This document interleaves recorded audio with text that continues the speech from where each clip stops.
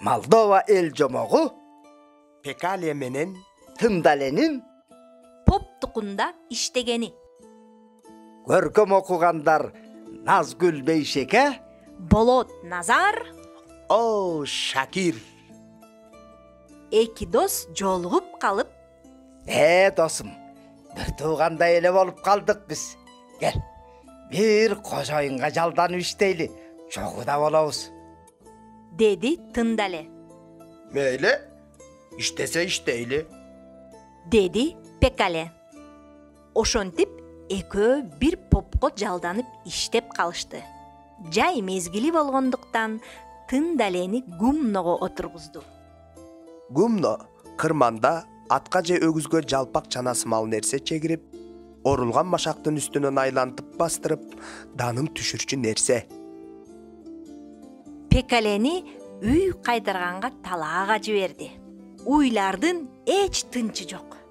Жакшынакай оттоп атып эле шырп этсе, сайгак тийгенсип дыргаякташат. Керелден кечке уйлардын аркасынан кубалап жүрүп, эси ооп, бутун тартканга дарманы калбады. Кырманда үштө, Тындалеге да жеңил болгон жок. Атты кечке айлантып бастыра берип, башы айлангандан жер көчүп турду. Кожоюн да тыным бербеди. Экөө кечки тамакта жолугушту. Тындале, кеп сал. Кырманда кандай иш кылдың?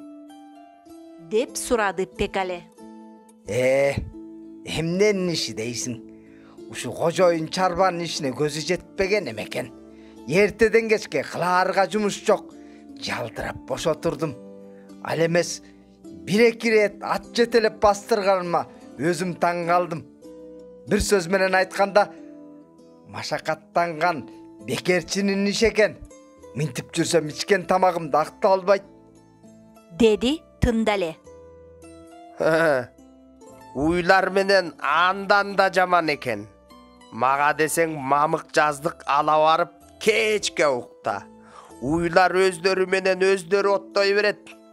Ал эми сага кылаарга иш жок. Деди Пекале. Чын элеби досум? Деди таңдана.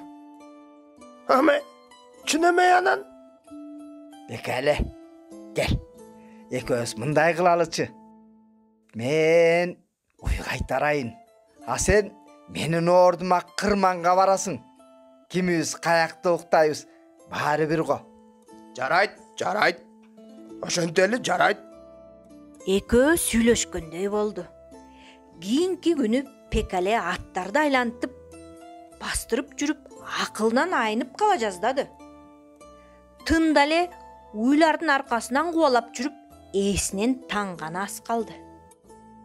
Сенин өрдөктөрүң ой, өзүң да өрдөксүң Пекале. Деди жиндене. Ошо Тындале, сени менен деле бир иш кылуу мүмкүн эмес да. Деп сүйлөндү Пекале. Кечинде экөө бири-бирин көрүп, боорун тытып каткырышты. Бир аздан соң жумуштун жеңили жеңил экен. Бирок кожоюндун өзүнө эле буйрусун деп кеңешип, өздөрүнүн жолдоруна түшүштү. Жамокту кыргызчалаган Айтбеби Орунбаева.